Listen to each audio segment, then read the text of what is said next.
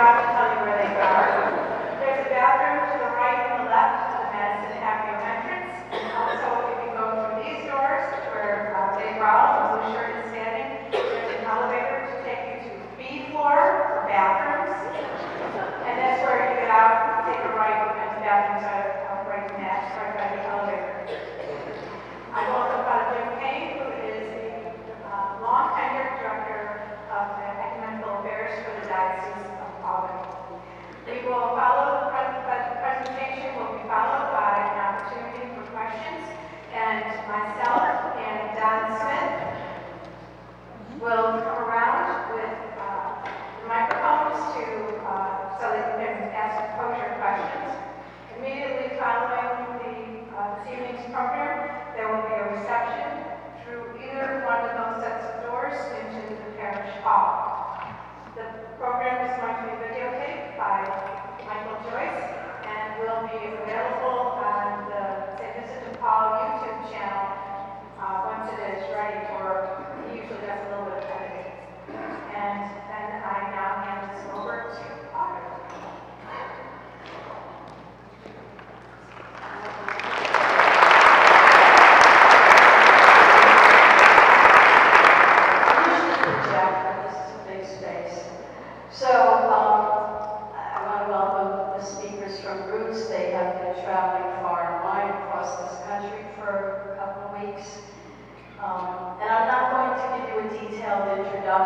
About them because that's what you're here to hear.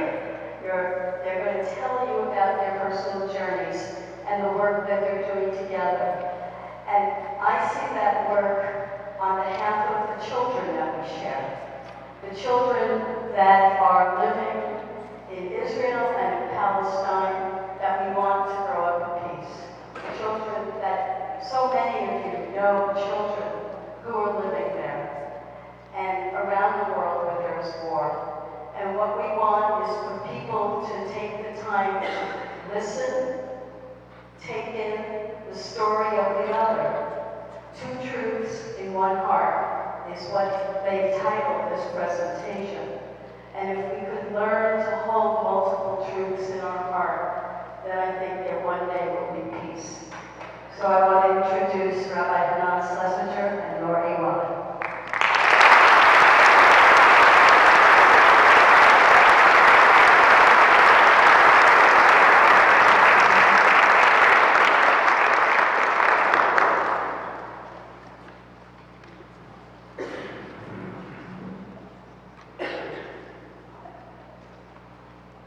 Good evening, everyone. Good evening. Thank you, really thank you for coming, and thank you to the organizers and the hosts. This is a wonderful crowd here. I'm very gratified to see everyone with us. I would like to invite you to all join me on a journey. I don't mean a figurative journey, I mean a literal journey. Right now, we're all getting on the bus, I think perhaps 2 buses, 3 buses. We're on the way to the airport. We're going to get on a transatlantic flight, 10 and 12 hours over the ocean, and then we're landing in Ben Gurion Airport in the modern state of Israel. We go through customs, we get out of the airport, get on another bus. We start traveling east on the bus, the 3 buses, in the direction of Jerusalem. There's an incline going up to the mountains. The bus bears to the south. Now we're going southeast. We come to a checkpoint. The Israeli soldiers wave us through, they don't check. The guide says that now we're in the West Bank. We see the scenery begins to change. There's a Palestinian village on one hand by the name of Jaffa. On the other side, we see the village of Suif. The incline becomes steeper and steeper. And then we find ourselves at the top of a mountain range, literally. We see kibbutz Kfar Etzion, we see Alon Shvut, we see kibbutz Rosh Tzurim, a sign for kibbutz Migdalos. We're clearly in the center of Jewish settlement. And then the bus veers off the road. We're now on a dirt path, it's bumpy, it's muddy. It's only for 3 or 4 minutes. The guide says that now we're getting off the bus, or the buses. We're in a farming area. There's 1, 2, 3, 4 Palestinian farms.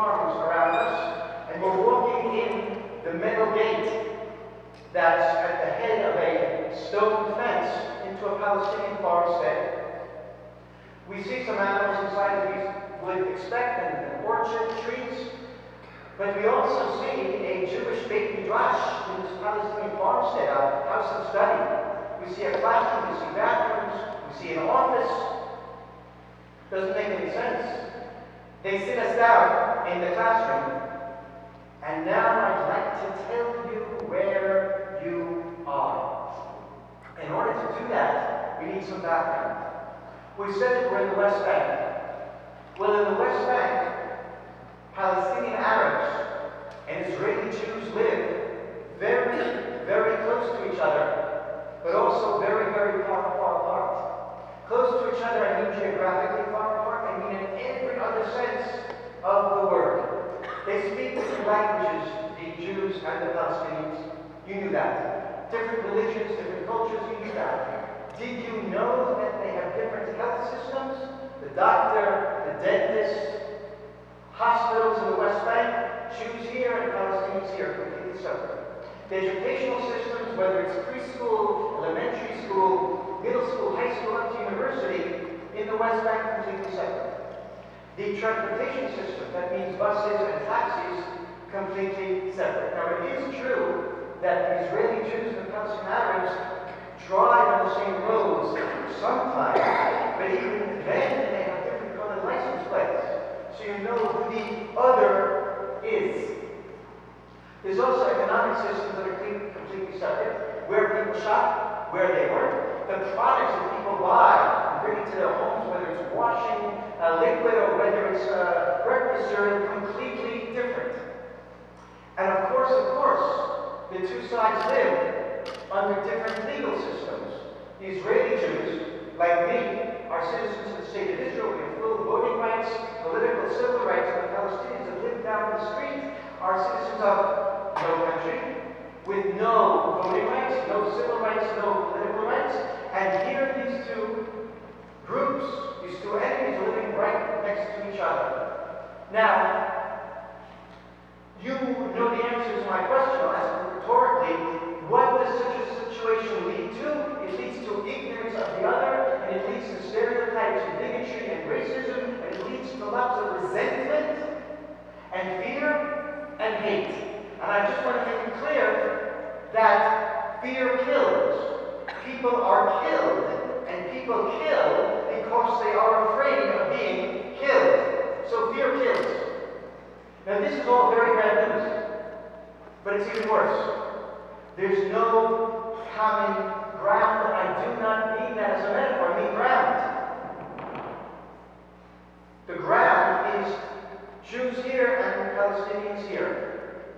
The Israeli military law that governs the West Bank forbids Israeli Jews from entering Palestinian towns, cities, villages in the West Bank, and that same law forbids Palestinians from entering Israeli towns, cities, villages, settlements there in the West Bank. And what that means, among other things, is that had there been a strange Israeli, a strange Palestinian that wanted to have a cup of coffee together, there is no such people, but had there been a group like that, Israeli and Palestinians wanted to have a cup of coffee together, there's no place to do it. But then, 10 years and 2 months ago, we founded the only joint Israeli-Palestinian community center in the whole West Bank, and you are now sitting in its classroom. It's called Merkaz Karama. Merkaz is a Hebrew word that means center. Karama is an Arabic word that means dignity.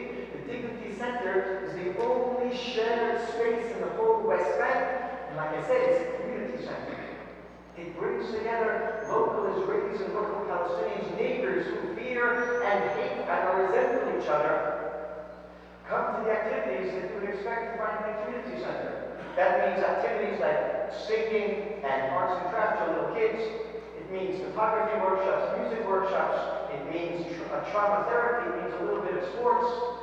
It means our women's group, women's study group. There's also a playback group and a storytelling group. There's a youth movement for high school kids. Everything is Israelis and Palestinians. There's the alumni of the youth group, and there's 3 different interfaith dialogue groups. The first time someone comes to the Dignity Center, he probably makes sure to sit very far away from the other because he's afraid. And he may be elbowing the person who brought him here. Why didn't you bring me here? Look at them, they're going to kill me. We begin to break the ice with our activities.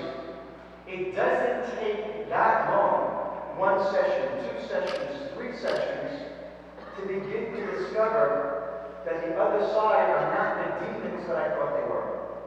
They're not the monsters I thought they were. They're actually human beings. I can talk to them.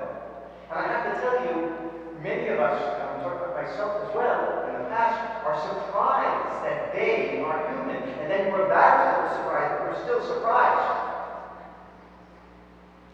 The work of humanization is really, really important, but it's not the most important thing we do, and it's certainly not the most difficult thing we do. After you discover a human being on the other side of the room, you begin to come face to face with the fact that that human being over there is the bearer of a national, political, religious identity that contradicts yours. That what she thinks about herself is not what I think about her, and what she thinks about me is not what I think about myself.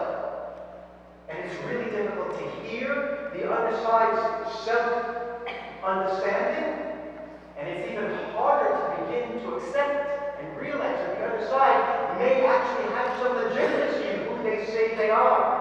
That's extremely difficult. Why is it extremely difficult? One thing I can say in answer to that question is that I believe personally, you can disagree with me, of course, that most Israelis and most Palestinians, and after October 7th, I would say that almost all Israelis and almost all Palestinians are sick in the heart. The disease, the virus that is coursing through the veins of Israelis and Palestinians both, I call it the hubris of exclusivity. The hubris of exclusivity. And this disease infects us with the false notion that I am legitimate, my people is legitimate, and your people is not legitimate. I belong in this land, and you don't belong in this land. And in the activities of the Dignity Center, not immediately, and not always, but slowly, a little bit, people begin to heal from the hubris of exclusivity, and to come to a place of understanding that yes, my people and my people's history is true and glorious, we belong in this land, but your people also have a glorious history, and you also, and your people also belong in this land. The organization, of course, that established and runs the Dignity Center's roots, the Israeli-Palestinian grassroots tradition of understanding, nonviolence, and transformation. Roots is, the Dignity Center is, you can hardly see, below Jerusalem, between Bethlehem and Rome. And now we're going to take 2 minutes to show a clip of where we're all sitting.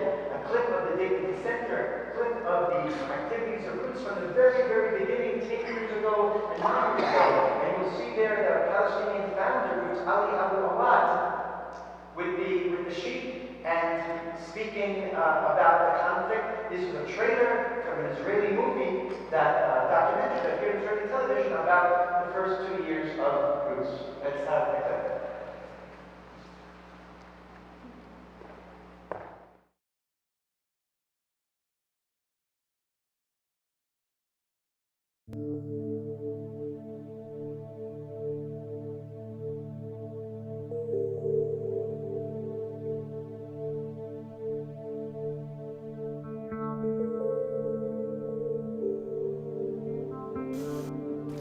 אנחנו נמצאים כאן באדמה של המשפחה שלי.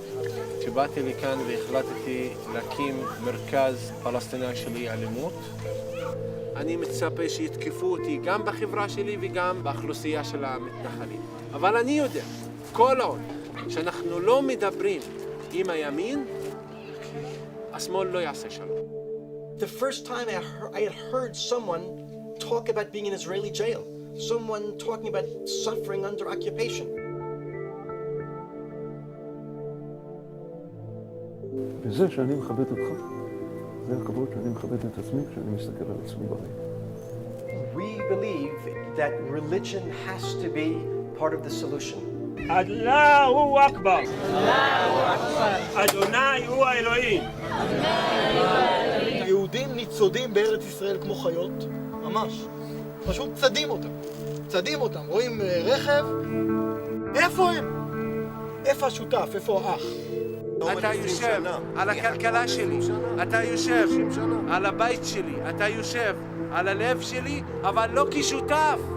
האם אתה מוכן להודות שהישיבה שלך פה היא ישיבה של פשע?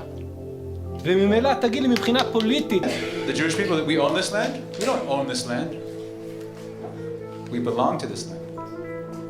And the Palestinian people also belong to this land. אנחנו האחרונים בעולם שצריך לשבת אחד עם השני. באתי לבקש לדרוש איתה מחבר.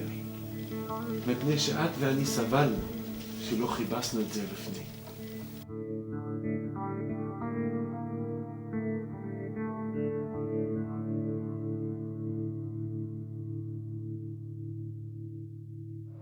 My name is Hanan Schlesinger. I'm a rabbi, one of the founders of Roots.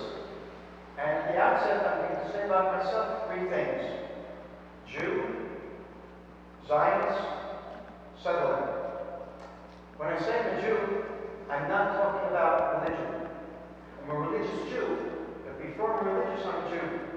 What do I mean by Jew? I mean I'm a member of the Jewish people. What does it mean to Jewish people? Best way to explain it, an extended family. Beginning in the book of Genesis chapter 12, Abraham and Sarah, their children, had children, had children, had children. We became a clan, a tribe, 12 tribes of Israel, that all Jews today see themselves, in some sense, as descendants of the 12 tribes of Israel. We have a sense of common destiny as a collective. We're bound together. We're going through history together. And the Jewish people are bound not only one to the other, but we're also bound in some sense to the land of Israel, the land in which we were born. Like I said, we're not just a religion. We're not a faith, we're a people. A people is something similar to, but not exactly the same thing as a nation. We're connected to land. And because of the connection between the people of Israel and the land of Israel, I can, from my perspective, move seamlessly from talking about myself as a Jew to talk about myself as a Zionist. For me, Zionism is simply the second story of Judaism. It's the culmination, the completion of Jewish identity. The Zionist movement, of course, is a political movement, a national liberation movement of the Jewish people, created about 150 years ago, to bring the Jewish people home. What do I mean, bring the Jewish people home? Well, millennia ago, there was the first Jewish Commonwealth in the land, and then the second Jewish Commonwealth. After 1,000 years of Jews living in the land, in the year 70 of the Common Era, the Romans destroyed the second Jewish Commonwealth. We went to exile, first in the Middle East, and then North Africa, Europe, Australia, America, and during all of these 2 millennia, the Jewish people had a sense that we're in limbo. We're in exile. We're not where we're supposed to be. We're dispersed. And we are treading water. We are hoping, yearning, praying, next year in Jerusalem to come home to Zion, to Zion. And among the 3 billion Jews who were brought home by the Zionist movement, one of them is standing here right now, me. I was born in New York, only about 3.5-hour drive from here, Long Island. When I was 18, 19, I picked up my 2 bags out of the plane, and in Hebrew we say, Asiti Aliyah, I made ascent to the land. It was a sense of closing the circle, of coming home, fulfilling the dreams of my great-great-great-great-grandmother, my great-great-great-great-great-grandfather. I was able to come home in the fashion they can only hope and yearn and pray about. A sense of deep consummation. I said I'm a Jew, a Zionist, also said I'm a settler. So we're looking at the map. There's the West Bank in blue. I live south of Jerusalem. Settler means Israeli Jew who doesn't live in Israel proper, the orange near the coast, but crosses over the dotted line, the green line we call it, into the West Bank. So 30 seconds of history. In 1948, 1947, the partition plan of the UN after the British Mandate proclaimed that there should be a Jewish state and a Palestinian state. The Palestinian state was supposed to be what's called the West Bank now, and much more than that. But the war broke out, as you probably know. The state of Israel was created as a result of the war, and part of the land that was supposed to be a Palestinian state was conquered by Jordan and occupied by Jordan for 19 years. In 1967, there was a 6-day war, and Israel conquered from Jordan. The West Bank has been there since. After the war, Israel began to allow some of its Jewish citizens to cross the Green Line and settle in the West Bank. I know that living where I live and calling myself a settler sounds to many people like I'm making a radical, extremist political statement. I get that, and we will talk about it in another few minutes. But for now, I want to say that when I first moved there, more than making a political statement in my mind, I was making a historical statement. The historical statement is that if I come home after 2,000 years, then I want to come home to the center of my homeland. I want to come home to the cradle of Jewish civilization. And the cradle of Jewish civilization, where the Jewish people were born, where we lived during the 1,000 years, where we lived in the land, is the West Bank. Because the coastal cities, I can't see from here, whether it's Haifa, or Tel Aviv, Yaakov, Ashdod, they're part of the state of Israel, and in the past they're part of the land of Israel, but Jews rarely live there. We live in the West Bank. That's where we have our artifacts. That's where you can scratch the ground with your heel and come up with pieces of pottery that our ancestors left 2,000 years ago. That pottery speaks to me. It says, you're part of us. There's a chain of tradition here, continuity. I live there because of history. And for the same reason I live there, I usually don't call it the West Bank. I call it Judea and Samaria. And I know then, when I say Judea and Samaria, it sounds like I'm making a radical, extremist, dangerous political statement. But again, from my perspective, more than a political statement, it's a historical statement.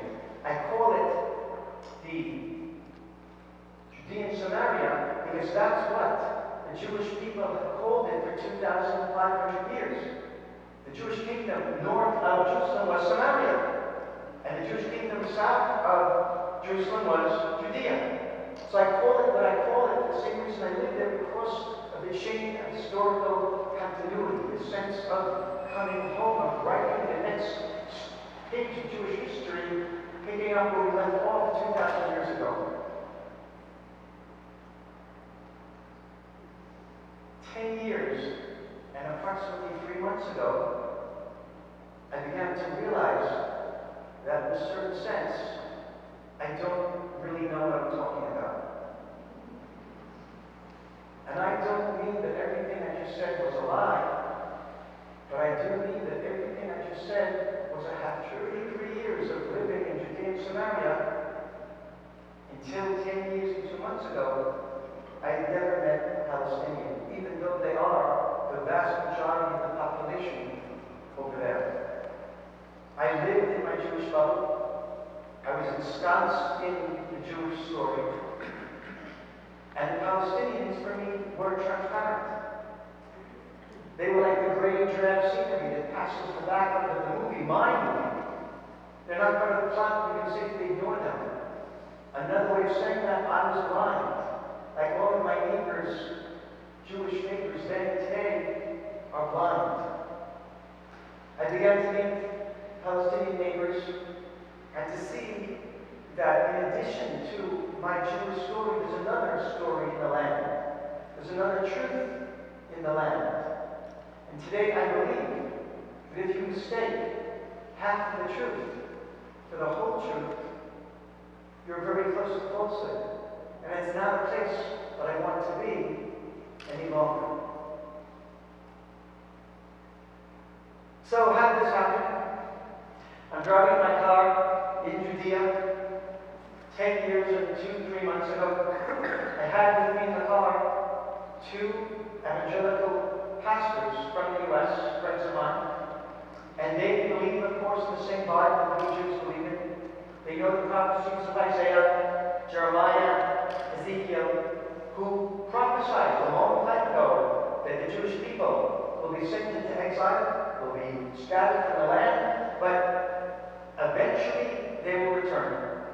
And these two pastors believed, like I also believe, that biblical prophecy is coming true today through the Zionist movement. So they asked me to show them so they can feel the fulfillment of the prophecy. So I showed them around, we drove, I showed them the roads we paved, I showed them the forests we planted, I showed them the towns and villages and cities and institutions, synagogues, schools that we had constructed. And as we're driving, I picked up a hitchhiker who was standing on the side of the road. And after a short while, I picked up a second hitchhiker. We drove, the two hitchhikers asked to get out of the car. I stopped, they departed, we started to drive again. And then one of the pastors from Dallas, Texas said to me the following words. He said, Hanan, you just taught us a lesson in Jewish ethics. That's a great thing. You picked up hitchhikers. No one does that in Texas. Thank you very much. So I said to Bob, Pastor Bob, you know, Bob, it's not just me. Rather, we all pick up hitchhikers. We have a common vision. We trust each other. And just like everyone else, I do my best to pick up every person who puts up his finger for a ride. And by the time I finished that sentence, I realized that I was lying. I was lying to Bob and Kevin. Even worse, I was lying to myself. I really believed what I said, that I pick up every person. But it wasn't true. The truth was that I pick up every Jew. I never picked up a Palestinian in my life at that point. And I did not know that I never picked up a Palestinian. How would I make that mistake of saying I pick up every person? The answer is clear, that I didn't see the Palestinians, or I didn't see them as significant human beings. I'm a rabbi, my two pastors in the car, we started to talk about this, and I felt embarrassed that we had discovered my bigotry. It wasn't a comfortable moment at all. And I said to the two pastors that I am going to fix this. I'm going to find a way to turn the Palestinians into human beings in my eyes and in my heart, and the way to do it is to meet them. So then my journey began.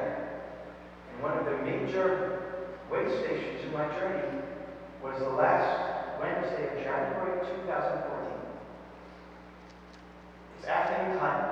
I had a map. I was told where I'm going to go now to meet my Palestinian neighbors. I got up from the sofa, I was sitting in my living room, walked to the front door, put my hand on the doorknob, opened the door, put one foot over the threshold, and my wife called behind me, "Where are you going?" So I told her I'm going to meet Palestinians. And that's when all hell broke loose. So she started to scream, "What do you mean, Palestinians? They'll kill you." And I came back in. I approached my wife. I saw the terror in her eyes. She begged me not to go. But I knew that I had to do this. I walked out the door. As I was closing the door behind me, I remember saying to myself, perhaps she's right. Perhaps they will kill me. So my heart is pounding. I'm really afraid. I begin walking. I didn't have to take the car. The map said it was going to be a short walk, 25 minutes. And I found myself, after walking through the orchards and the vineyards around my home, I found myself coming in the metal gate that you guys came in after you got off the bus half an hour ago. But in those days, and it was more than 10 years ago, there was very little there, a few sheep and goats, no buildings, very few trees. As I walk in, I see something I'd never seen before. You might say a miracle. I saw 15, perhaps a little bit more, Israelis, some of my neighbors, and 15 Palestinians doing the strangest thing. They were talking to each other. And that doesn't happen where we come from. So I walk in, and I see that they're little groups. There's two over here, three over here. I see a Palestinian woman standing alone. Not talking to anyone. She's dressed in brown from head to toe, clearly an observant Muslim. I walked right up to her. I said hello to you. She said hello back to me.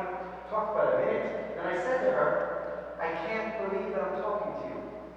And she responded, "I can't believe I'm talking to you because we don't talk to Israeli settlers." I didn't know why she said they don't talk to Israeli settlers, but in case she kept talking to me, everything seemed to be okay. It was a very short conversation because her son walked over and she immediately introduced me to him. Yazan, I shook hands with him, started to talk, and immediately I saw that he was wearing a windbreaker, and on the jacket were 3 words right over here, seeds of peace. Who knows what seeds of peace is? Okay, about 10 out of 150. I, in those days, did not know what seeds of peace is at all. But I looked at the jacket, it has the word peace on it. And I looked at Yazan, he's a Palestinian, and I said to myself, this cannot be. Why would a Palestinian wear a jacket that says peace? They don't know anything about peace. So I'm a little bit confused. Half jokingly, I said to Yazan, what's the seeds of peace thing? I'm expecting him to say, I don't know, someone gave me the jacket. But no, he told me it's a summer camp in Maine, USA. And it takes Israeli kids and Palestinian kids out of the conflict zone for summer recreation and reconciliation. He told me that past summer, the whole summer he was in the camp, he had a great time with Israeli kids, and he told me he was so changed by meeting Israelis that now he wants to spend some of his life building bridges of peace between our 2 peoples. And I remember listening to Yazan and not knowing if I can believe what he's saying, because it contradicts everything that I think I know about the Palestinians. And you could say that Yazan and his mother were the first 2 Palestinians that began the process of unsettling me. His father walks over, the woman's husband, Jamal, he tells me it's his name, we shake hands, he says, where are you from, Hanan? I said, Jamal, where are you from? Beit Umar. Ooh.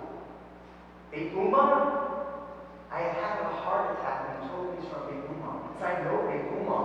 It's a Palestinian city. 23,000, 24,000 people living there. It's an 8-minute drive south of where I live on the main road. And I passed by that road in my car hundreds, perhaps thousands of times. I was stoned with my wife and kids in the car. The rocks are coming from all directions. The windshield is breaking. The car is shaking. Everyone's screaming. That's the people of Beit Umar. They throw rocks. They're dangerous. I had a friend who was gunned down and killed on it with a doctor coming home from a hospital late at night. Murdered, presumably by the people of Beit Umar. So now I'm talking to these people. It wasn't the easiest thing in the world for me. Jamal says, Hanan, you know, there's no Jews in Beit Umar. Okay? But there are some Jewish soldiers that guard the entrance to the city. They prevent us from going in and out. We hate them. And because they're the only Jews we know, by extension we hate all Jews. There's no one in Beit Umar that would want to have a social relationship with the Jews. But he said a long time ago he had a friend from the Palestinian city of Jericho. And a friend said, Jamal, come with me one time. I go to this dialogue group of Israelis and Palestinians. You like it? And Jamal said to me, I told my friend I'm never ever going with you. That's only for the weak people and triggers. A proud Palestinian doesn't go to meet the enemy. But Jamal's friend wouldn't take no for an answer. Every month was trying to convince him. So eventually Jamal said, okay, I'll come already. They sat in a big circle in Jericho. Jamal said, I didn't participate. I sat in the corner, but I listened. And at one point, Jamal said, one of these Jewish men, Israeli men, got up from the chair he was sitting in and looked at me. And that was really made me uptight. He started to walk toward me. I was afraid what he did. He came right up to me, and he forced me to do a terrible thing, to shake his hand. And then he asked me a question. I had no choice but to answer. We had a very unpleasant conversation. And when the Jewish man finally walked away, Jamal said that he wiped the sweat off his brow and ran to the bathroom to wash the filth off his hands from touching a Jew. He never to come back to this person's place. Jamal went home to his wife. She agreed it was a big mistake going there. And what has to happen now, she said, is never tell anyone in Beit Umar you were there and never go out. But Jamal's friend at other times, Jamal's friend said, you had a good time, mate, you want to come back? Jamal said, no. Somehow, Jamal didn't tell me. The next month, Jamal and his wife found themselves back in that same circle. And this time they participated that month and the next month and the next month. They became part of that group. And Jamal told me, Hanan, where I thought there was only an enemy, I discovered a human being who turned out to be a partner, and that changed me. I'm listening to Jamal, and I have the same sense I had when I was listening to his son. Can I believe this? How could it be? Jamal's a Palestinian. He claims he's now a peace activist. His connections with Israelis. And I'm getting very, very shocked and confused. Then he tells me, Hanan, there's many, many little kids in Beit Umar. Okay, 5 years old, 7 years old. When they see someone who looks like you, Hanan, they start to cry. I said, why did they start to cry? And he didn't understand why I don't understand. He got frustrated. Finally, he said, to keep by your head. It's severe. Those things hang from your hands. Because so many people dress like you, and they walk into the room with some machine guns and goes like this, and they kill the kids. So I thought that was borderline anti-Semitism. It's a bloodline. What are you talking about? I have to tell him off. I'm getting more and more raging inside. But before I said a word, a light bulb went up in my mind. And I had a vision that, didn't have a vision, I had a thought that this is a moment of blessing. For the first time in my life, I'm experiencing how the other experiences me. And that can be a blessing if I'm able to hold that experience, to digest it, to absorb it, and not to lash out at Jamal in anger. So a split-second decision, I'm not going to say anything, I'm going to try and hold the experience. But what will I say to Jamal? And then I had a vision of my 2 grown sons and my son-in-law with their wives, their children, my grandchildren. They're walking the fields around our home on our family outing, and the 3 young Jewish fathers, like all the other Jewish men of that age, are all carrying pistols. And it suddenly dawned on me that those guns must be very frightening to little Palestinian kids. So I said, Jamal, what do you want? We carry guns because we're afraid of you. And he responded as if I said something really, really stupid. He said, no, you can't be afraid of us. You're not afraid of us because we're afraid of you. That was extremely challenging. What are they afraid of? We're peace-loving people. We're going to use those guns, I said to myself. And I'm getting more and more confused, a little bit angry. A lot of the conversations we had that day, at the end, as the sun's going down the second circle, 50 Israelis and 50 Palestinians, and Albany, we saw in the clip, the owner of the land we were convening on, and the place to convene or not get together, Ali got up to speak in perfect Hebrew that it turns out he learned for many years in Israeli jail. He said, my name is Noor A'wad, from a proud Palestinian family, for generations we lived in Kubeba. He said to myself, what's Kubeba? He said, in 1948, in the war, the Jews forced us out. Later, the Jews turned Kubeba into Lachish. I said to myself, yeah, I know the Lachishes. The clan, part of the clan, said, came to the West Bank, settled in Beit Umar, and the Jordanian occupation lived there for 19 years until the Israelis came in 1967. And since then, we're living under the rigors, the suffering, and injustice of the Israeli occupation. Israeli occupation, he said? Never in my life, until that point, had I heard a human being in my presence use those 2 words. I heard the radio many, many times. I read the newspaper, the European Union, United Nations always condemned the Israeli occupation. But I had no idea where there could be such a thing. Because when I drive on the roads of Samaria and I walk in the fields of Judea, I don't see occupation. I see the return of the Jewish people to our ancient homeland after 2,000 years of exile. What could be more righteous than that? And suddenly, Noor A'wad is telling us he is a Palestinian, fighting non-violently for the liberation of his homeland, Palestine. I'm saying to myself, where's Palestine? I've never heard of it. And then he said, during the first Intifada, the first Palestinian uprising, his mother was a leader, giving out pamphlets and organizing strikes. He said the Israeli soldiers discovered her, came to the house in the middle of the night and beat her up. And the second time, he took her to jail for 6 years. And then he said that he was sentenced to 10 years in Israeli jail and never told the charges of the secret file against him. I'm listening to Ali when I get up and say, Ali, you're a liar. Those things don't happen. But I couldn't get up and say he's a liar because he wasn't trying to convince us of anything. He was just telling the story of his life. And I went home that day completely undone, ripped apart. I remember that I was so confused and unsettled that I'm pacing back and forth in my study. And I feel I'm getting so nauseous that I have to bend down and pick my stomach up and put it back in. How could they say these things? Those Palestinians. How could they think they're Palestinians? How could they hear this before? So within a few days, I felt I couldn't go on any longer, and I came back to the same place that I first met Ali and Jamal. Ali was there. We started to talk. Sat around the campfire. It was January, February. Jamal joined us at one point. We were 3 Israelis and 2 Palestinians after more joined us, then 5 and 5 and 10 and 10 and 15 and 15. It went on for weeks and for months and years. That once a week, to the wee hours of the night, we sat around the campfire, and what we did can be summarized in one word: stories. The Palestinians told us the stories of who they are. History in the land, connection to the land, aspirations, suffering, and difficulties. It was very hard for us Israelis to listen. And we Israeli Jews told our stories of 3,000 years of history in the land. 3,000 years of Jewish history. 1,000 years in the land, 2,000 years of exile, coming home to the land of Israel, to the Zionist movement. It was very hard for the Palestinians to hear our stories. It was very hard for both sides to listen, because the stories of this side contradict the stories of that side. The stories of that side contradict the stories of this side. You listen, and you have a sense that you're a traitor for listening to the things they're saying because they can't be true. And you have a sense you want to get out and say, no, it's not true, you're lying. And you have a sense that sometimes you want to run out of the room and you listen anymore.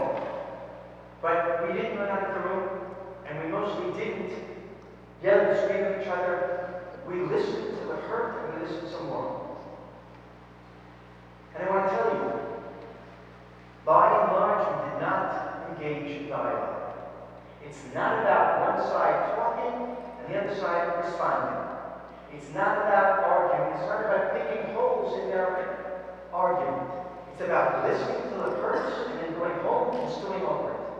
Trying to think, is there something they said that I can accept? Something that makes sense. They challenge my identity, but perhaps there's some truth in it. Then you come back the next week and you tell your stories, and they listen, and they stew over it when they go home. Here are some of the things we learned in these 10 plus years of non-dialogue. Well, first of all, Ali A'wad, almost from the outset, told us, Jews, he told us, it's true. What you Israeli Jews think about the Palestinians is true. Most Palestinians, not me, I said that, most Palestinians go to sleep at night dreaming that the Jews will disappear from this land tomorrow. Because the Palestinians know that the Jews don't belong. And just like the French were thrown out of Algeria by the Algerians and sent home to France, so the Palestinians are certain they will throw out the Israeli colonialists. The Jews don't belong. It was really hard for us Jews to hear Ali say that. But you know what? We Jews have to admit that we go to sleep at night dreaming the same dreams. We dream the Palestinians will disappear tomorrow. Because we know they don't belong. And we'll hold on tight. Make it hard for them. It'll take 5 years, 500 years, eventually they'll go. Ali said to us Jews, but we have no other place to go. And we Jews said to the Palestinians, but we have no other place to go. So what do? When you hear the type stories of the longing in the land again and again and again, you begin to realize they're not going anywhere. And they're not going anywhere. And then you see that you've been living your life on the basis of an illusion. You've been convinced that eventually we Jews and we Palestinians will be here without them. But it's not going to happen. Both sides are staying in the land forever. And it tries to bring you to reconstruct and reconfigure understanding of the past, the present, and especially the future. Because the future is a joint future, either killing each other, living together, but there's no other possibility. No one is going anywhere. Secondly, we began to realize that both sides, Israelis and Palestinians, construct their identities upon the erasure of the other side's identity. Both sides think they can tell the other side who they are. You know what the Israeli Jews say to the Palestinians? They say, Palestinian, you know there's no such thing. It's a made-up identity. Never was a Palestinian state, you're just Arabs. So go back to Saudi Arabia you come from. Why do you come to take our land? And the Palestinians say to the Jews, Jew, that's really nice. Judaism is a wonderful religion. The Quran greatly respects it, but it's a faith. It's not a people, not a nation. You don't need land. So go back to Russia. We came from. Why do you come to take our land?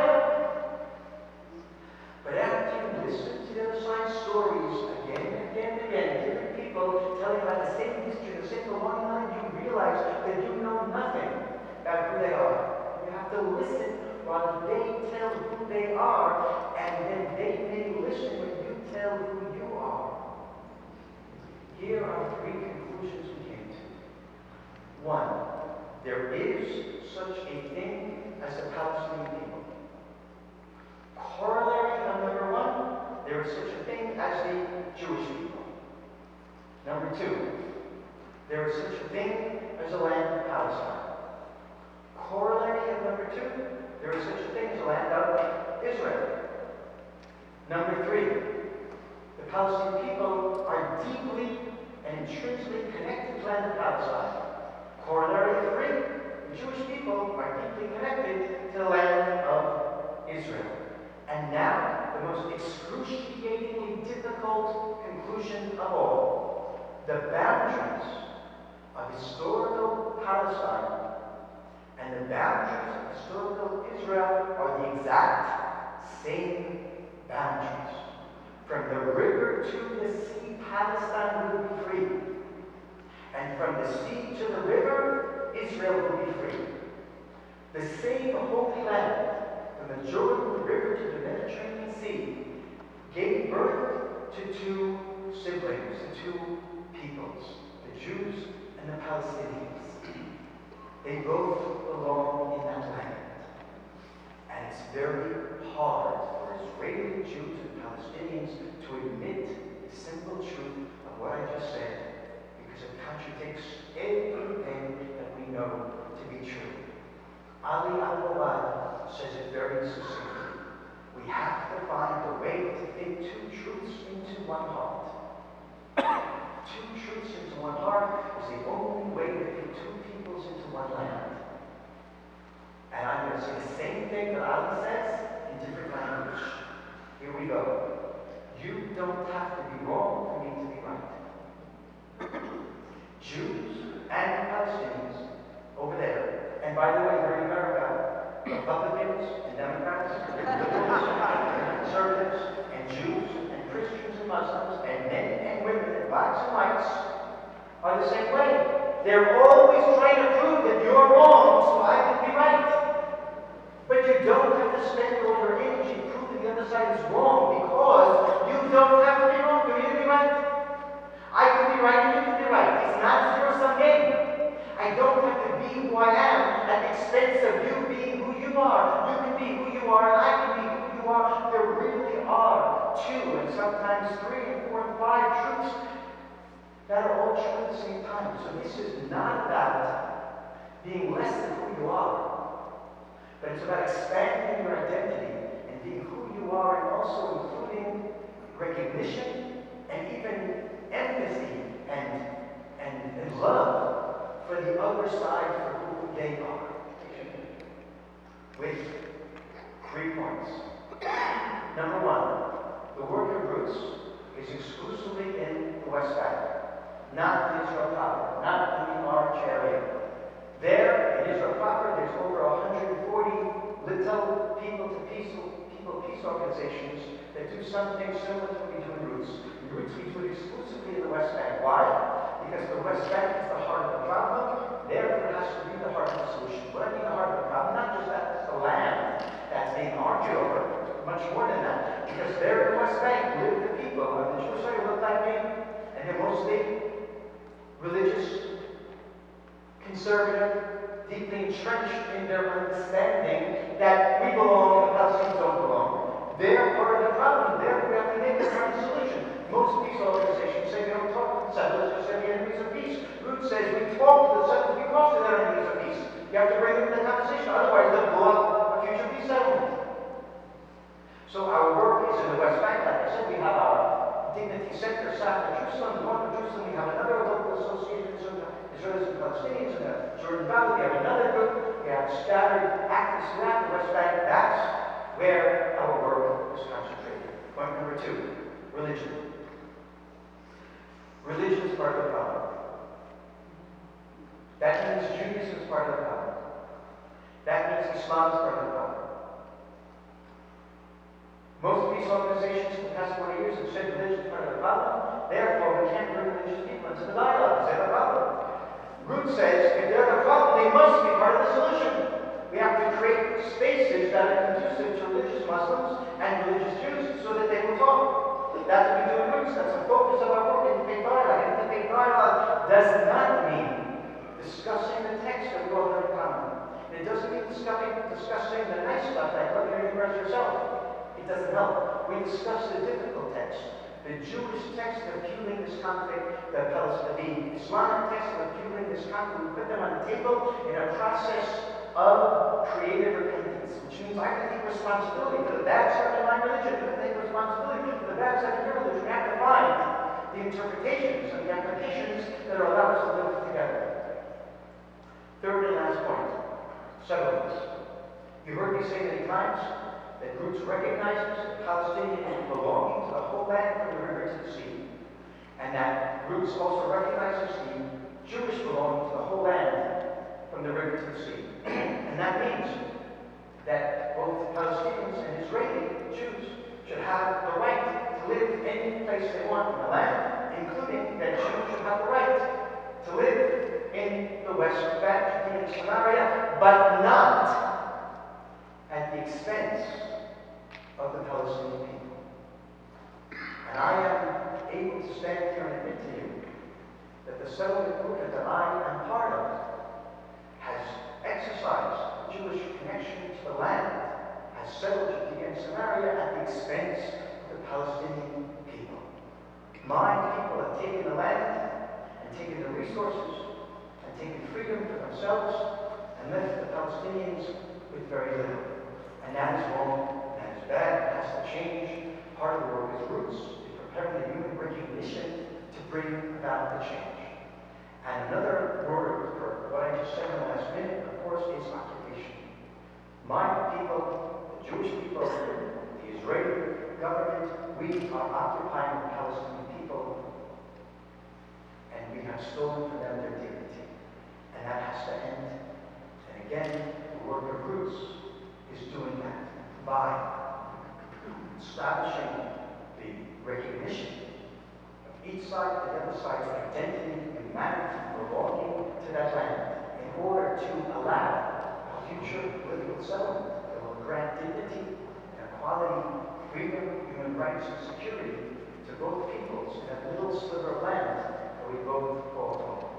Thank you.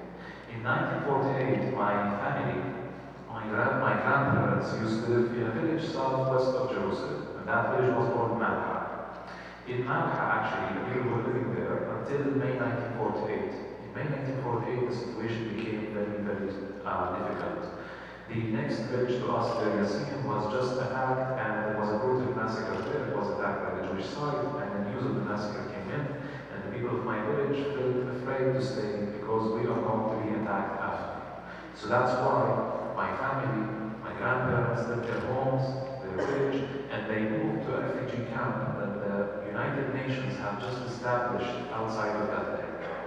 Bethlehem was a few miles away from my family village. My grandparents hoped that this would be for a short time. I I know from them that they were hoping this would be for 2 weeks, months, and then they would go back to their home, to their village. They ended up staying for 18 months in the refugee camp until the end of 1949. And by the end of the war, now they realized they would not be able to go back because their village became part of what became the state of Israel in 1948-1949, where no Palestinian refugee is allowed to go back. And where they lived in Bethlehem in the refugee camp, that became under Jordanian occupation. My parents were born in Bethlehem, both of them, and they lived during that time, and they grew up under the Israeli occupation. And around 1980, my father, he felt when he was like 23 years old that he had no home to stay there. That's why my father was planning to go and to move to Europe. He did not really move to Europe, he just moved to Jordan. My mother also moved there. They got married, so that's why I was born in Amman and I was not born in Bethlehem. In 1995, something different happened in this story. 1995, we were in the middle of the Oslo peace process, and for the first time, after several decades of wars and fights, now the Israeli leadership and the Palestinian leadership are engaged in peace talks, and they are talking about ending the occupation, and soon there will be a Palestinian state in the West Bank and Gaza. That gave a lot of hope to my parents and to my family. It did not say anything about my family house in Jerusalem or go back there or not, but the fact that they were talking about ending the occupation, that was a big news and hopeful news to my family. So based on that hope, my parents go back, they went back from Jordan to Bethlehem. I was only 4 years old. If I go back in my memory to try to remember the situation, I remember the times when we used to go to Jerusalem very easily. Comparing to now. My father used to drive to Jerusalem. It's only 20 minutes drive, it's not that far away. But it's impossible for me today to drive from the West Bank to Jerusalem or into Israel proper, meaning on the other side of the Green Line. But we used to do that. I remember us going every Friday to go to pray on Al-Aqsa in Jerusalem, in the old city on the Temple Mount. I remember us also going to the beach. We go to Jaffa, to the city of Jaffa, the beach, Tel Aviv. We go to Akka in the north. So that's what I remember. I'm not saying to you that in those 5 years, between 1995 and the year 2000, peace has just prevailed and the occupation is ended and the conflict is gone. No, that's not what I'm saying. Those are just a few nice memories that I wanted to share with you, that I still have from that time. But definitely there was conflict, and definitely there was occupation, and there was the tension and the violence. I was too young to understand all what's happening around me. Now the year 2000 comes. I'm almost 9 years old, 10 years old, and the peace process comes to a dead end. It failed, miserably, we can say. Left us even with more complicated situation on the ground back there in the West Bank. Because now we have a Palestinian Authority, the government, but it's not the state. We still have the Israeli army in control. We have settlements, and we have the West Bank divided into areas A, B, and C. And all of that complicated situation leaves so many people on the ground with a lot of frustration. That frustration and anger becomes the second intifada, the second Palestinian uprising in the face of the Israeli occupation. And the next 5, almost 7 years in my life became one of the most violent chapters of the Israeli-Palestinian conflict. The second intifada was a very dangerous time. I'm talking about the early 2000s, when the Islamic attacks were happening in Jerusalem, Tel Aviv, when Israeli military besieged Palestinian cities, cracked down on the Palestinian Authority. At some point, the city of Bethlehem, where I live, was airstrikes, was bombed by F-16. Tanks moved into the city, thousands of soldiers, people are dying, people are being killed. And I understand, as a kid, that I live in a war zone. This is the situation around me, it's war. Now, growing up during the second intifada, as a young teenager, I actually was thinking about the situation, and I felt so angry that this is the reality around me. Because I understood that this is not a normal life. No one should be living this way, fear of their lives, and living under curfews, and being shot at, and go through this situation. And I felt also that I'm unlucky. I was born unlucky. What do I mean? I mean, with the fact that I was born Palestinian, with this identity, and that I live on the land of Palestine, I have to endure all of this. I have to go through this process. It comes with my identity as if it's my destiny already, that it was chosen for me. Because when I think about it, it's not just about myself, it's like a generational curse that happens over generation. It's with my grandparents. It started with my grandparents who lost their home, became refugees, they lost everything they had. With my parents who were born as refugees and moved from one place to another, and And now it sounded very much like I'm the third generation, the new chapter of this ongoing story of suffering. And I didn't want to be that. I mean, already at that age, 15 years old, I'm seeing my life ahead of me, and I think this is like what it's going to be. And I thought about it, and I said, you know what? There's nothing you can do about this situation. This situation is way bigger than we can actually do anything. And the smartest way of thinking, just get out of there. Run away. Go somewhere else. Go to a different country, to a different place, start a new life, detach yourself from what's happening. You can say this was my American dream, because I wanted to come here to the US. That's what I was thinking. I start a new life here, detach myself from what's happening back home in Palestine, and just move on. That's what I thought that I should do. But to be honest with you, that was not the only idea that I was thinking about. Meaning to just run away and there's nothing I can do. Because every time I go back to the question, what can I do and what should I do? I'm not satisfied with the answer that I cannot do anything. And more than that, I feel there is a sense of responsibility. There is a responsibility that I have to do something about it. I have to do something about the situation. Because you know what? I can sit as a Palestinian back home and blame the other side for what they are doing to us, what they did in the past, what they are doing to us right now. I can do that. I can also blame even my side. If I want, I can blame the older generation. I will say maybe it's also their fault. I will blame the leadership. But at the end of the day, I have to face the truth that this is our time, I mean my generation. We have to do something about it. The situation is not perfect, but we have to do something about it. Now, if you are living in the West Bank, as a Palestinian, in East Jerusalem, in Gaza, in general, you do understand that the number one reason that makes our life complicated there, that takes away our political and national rights, but also sometimes basic human rights, is the fact of the occupation. The fact that we are controlled by another nation, and their control of our life intervenes in every aspect of our lives. You cannot live there without, planning for your life, thinking about it, going every day without hitting the wall of the occupation, the restrictions, the problems that the occupation creates for us. This is not the only situation. So it's a no-brainer, there's no question for a Palestinian that this occupation should end. And this is not a new situation. We are not the only nation that is occupied or lived under occupation. There are many other nations like that, and usually what nations do, they rise up, they fight for their freedom, and they end their oppression, they end the occupation. So that's what should we do. Now, that's how I see my responsibility. That's how I see my generation's responsibility. And to be specific and clear what I'm talking about, I believe that we have to resist and fight the occupation in the most effective way possible. That means in non-violent ways and also in violent ways. That's my challenge, that's my reality, and this is not just a theoretical debate that I'm having with myself at the age of 15, 16 years old, that's the reality outside. People are actually going and trying to do something. People are being killed or being in jail in resisting of the occupation. That's the situation that I grew up with, and you can say that's not only my challenge, but that's the challenge that every Palestinian lives with in the land. Now, I want to move with you fast, like 10 years fast forward. So I was talking about the year 2006, I was 15 years old back then. So 10 years fast forward, we are now in 2016. I want to tell you the story of how I came to Roots and what I'm actually doing there right now. What do I think we are trying to accomplish? In 2016, one day, I was asked to guide a group of American students. I was asked to guide this group of American students because I'm a tour guide. That's my job back home. I'm only guiding the West Bank area, mostly Bethlehem, Jericho, those cities. And I don't know if you know, I'm sure you know. I think, where I live in Bethlehem, I have this chance to always meet internationals, to always meet visitors, to always meet strangers, people from abroad. And that's because many tourists come to our country, to our homeland. And many of those tourists actually are Christian pilgrims.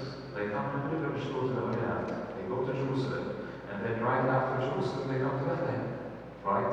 And I lived there in Bethlehem, and that gave me the chance, the access to meet with internationals. And I found myself there meeting with internationals who are very often have met the Israeli guide, met someone on the Israeli side. They landed in Ben Gurion, the state of Israel. They have talked to someone there, and they understood the conflict from the Israeli perspective. But probably they had never met a Palestinian before and heard the Palestinian perspective or understood the situation or the conflict from a Palestinian perspective. And there I am, meeting with other nationals, talking to them. One thing led to another, and I began guiding tours specialized around the geopolitical situation there. We call it back home geopolitical tours that talks about the geopolitical challenges that was created by the occupation in the West Bank and East Jerusalem. Now in 2016, I have another group. As I said, this group actually is from the US. There are students from political science, and they are on a program that's called Middle East Studies, in where they visit the region for about 2 weeks, and they visit both sides and learn about the challenges of the situation on both sides. Now they have the Israeli guided force, they went to the Israeli side, they met with people who are, you can say, representatives of the civil society, heads of organizations, different people. They met with people from the government, from the Knesset, and now they are in the second week in the West Bank doing the same thing. Now I have only 1 day with them, and my tour with them was supposed to be in Hebron, south of the West Bank. South from where I live, it's about an hour away. If the traffic is good, if the traffic is fine, it's okay, it's an hour away. Now, we start the tour in the early morning in Bethlehem, and we are driving south. We are going toward Hebron. Of course, at some point, we come to an end of area. That means we are exiting now the city of Bethlehem, and we're driving in the area city of the West Bank. And that's where you see all the Israeli checkpoints, military checkpoints, the settlements, things, pointing stuff and talking about it to the group. They ask questions about that village, about that settlement, what's happening here, what's happening there, explaining how the occupation functions on a daily basis and what actually how people are experiencing life there. And then we get to Hebron. We arrive at the city of Hebron. We go to the old city. I talk more about the situation there in Hebron. At some point, we have lunch for the group. But the lunch is not at a restaurant. It's a family that lives there in the old city, a Palestinian family, and they have prepared this lunch. And after the group ate, one of the family members came to say hi and also talked about their life experience. About Israeli soldiers coming at night, searching their home for no reason, going to the rooftop. The family experienced that. Also some attacks from settlers. And the point is that by the end of the day now, we can say that the students are learning more about the experience of living under occupation. What does it mean for the Palestinians in the West Bank? Before we finish our tour that day, we go back to Bethlehem, where the group will stay over. We still have one more meeting in Hebron to do. And that meeting was with the Israeli center. Now I say the group is actually meeting people on both sides. Mostly on the second part of the tour, they were meeting on the Palestinian side. But they are listening to different perspectives as well. And one of those perspectives that was missing before and they want to listen to is the perspective of the settlers. Why there are settlers in the West Bank. So in my position, I say, I'm a tour guide, I show them the reality of the occupation, I show them what's happening around. And of course, if they want to meet with the settlers, that's what that they can do that. But now the question is how. Because if that meeting will happen, it will happen inside one of the settlements. And I am not allowed there as a Palestinian, I cannot enter. So how can I bring it to the meeting? Eventually, I thought about it, and it seemed like the most practical way of doing it was that I would bring them to the checkpoint at the entrance of the settlement, and then I'll hand them over to the speaker. Then after an hour and a half, I will wait somewhere outside, they will come back, and that's how we will do it. So I called the speaker, we talked on the phone, and he said that I actually should join, and that we're not doing it in the settlement. Now this is becoming interesting, because there is no place in the old city of Hebron that Palestinian and Israeli can just sit together. There is no such thing. So he wants us to sit in a place together, and I also will be there. And then he suggested that we should go to a place called the Ibrahim Mosque, the tomb of the patriarchs.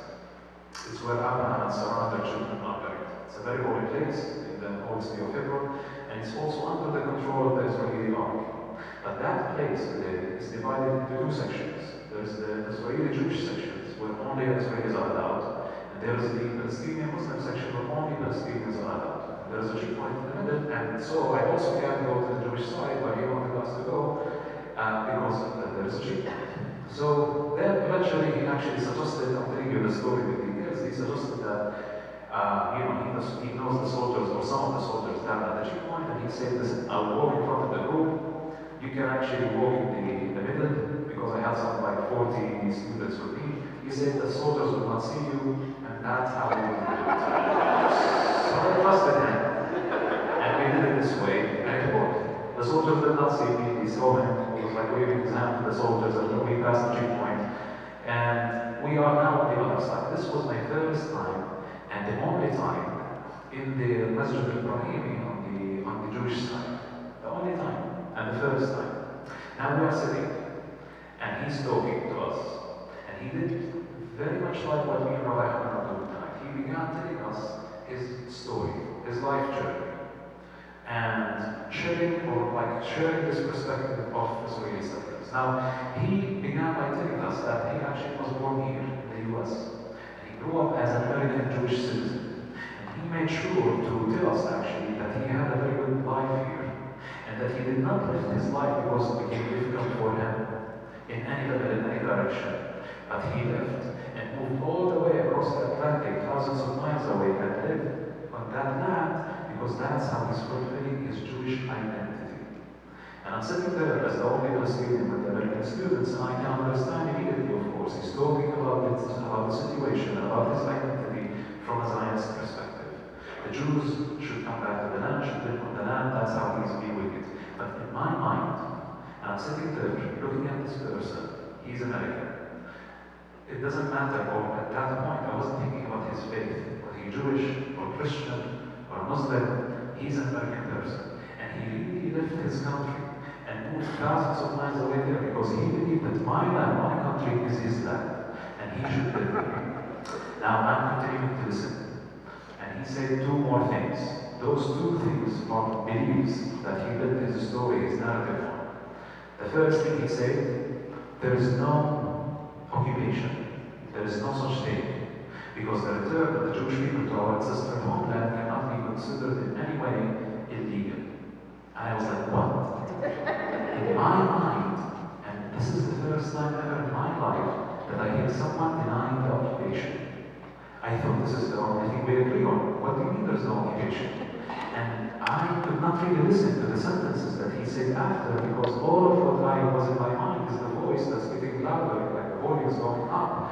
What did he just say? How could he say there's no occupation? I could not really understand.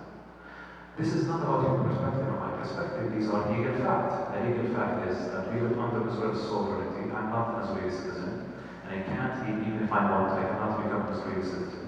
And we have the Palestinian Authority, but we don't have the state of Palestine. The Israeli army is controlling the borders, is controlling the resources, the land. What he's talking about, there is no occupation. I seriously did not understand. And then the second thing. The second thing was less shocking. I heard it before. He said, there's no Palestinian people. There's no such thing.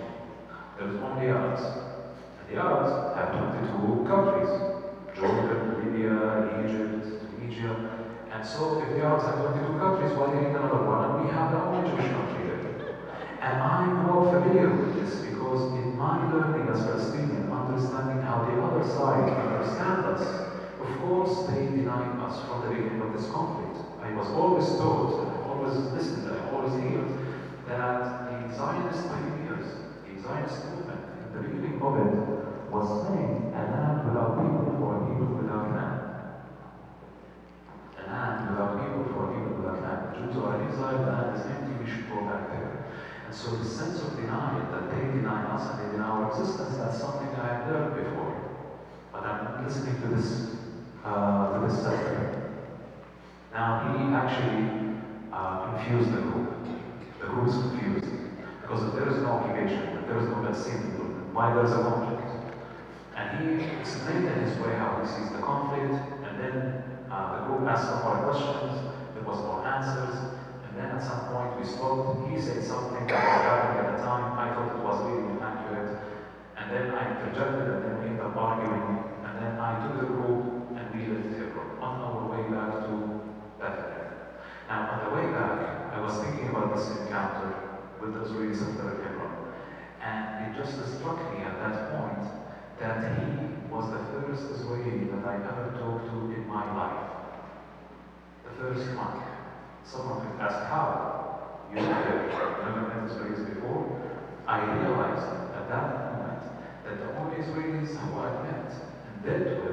Israeli soldiers. There was at the checkpoints. The soldiers who search the cars, who get the IDs, the ones who come to Bethlehem to combat Palestinians. That's how I meet Israelis all the time. I never met someone and had a conversation with. And of course, I was like understood that he's a settler, he's bringing more radical perspective on Israeli society, and that's why people was meeting him. They want to hear this perspective. But the sense of denial after I listened to him was so strong. I felt like he denied everything that I stand on, the circumstances that surrounds me, the situation, the identity itself, as if like I have no foundation anymore. There's no ground for understanding. When I felt that this denial, if I'm listening to it more, I'm being denied on every level, on every aspect, because I don't exist. And therefore, I thought about it and I said to myself, I met with the first Israeli and the last one. I don't want to meet any one of them again. That's how I felt at that moment. Now, I did not know that I'm meeting Rabbi Hanan on the same day. I'm meeting him, it's the last one, and it's with someone who lives in Gush Etzion. Gush Etzion is the name of the settlements between Hebron and Bethlehem. And he lives there, and I thought that the meeting is with another settler, and the group is listening to him. But then I read that there's actually a project, and the project is called Roots. And it became really confusing to me, not clear.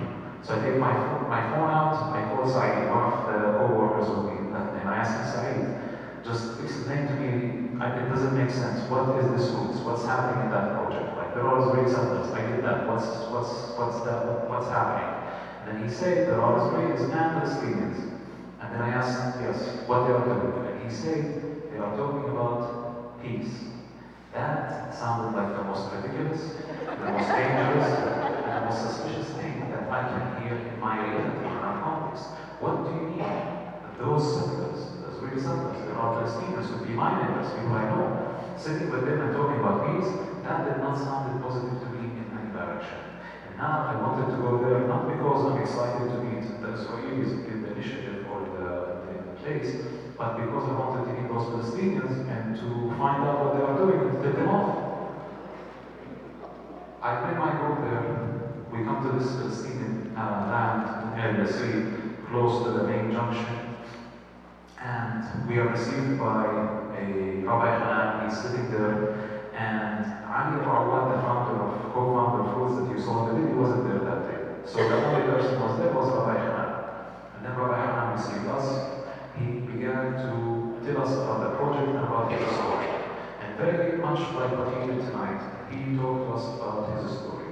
He began by explaining to us who he is.